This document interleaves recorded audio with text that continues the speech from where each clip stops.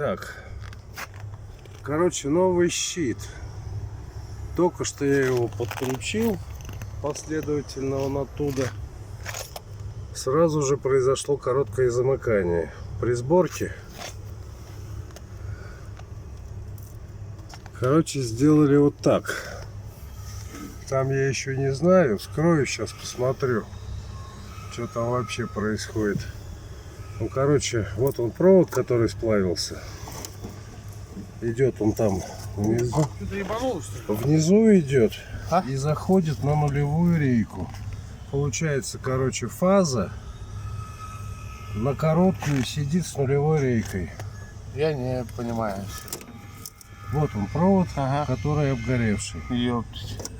Вот. Нихуя. Получается, сверху он автомат запитан и заходит сюда. А как он так ебанул?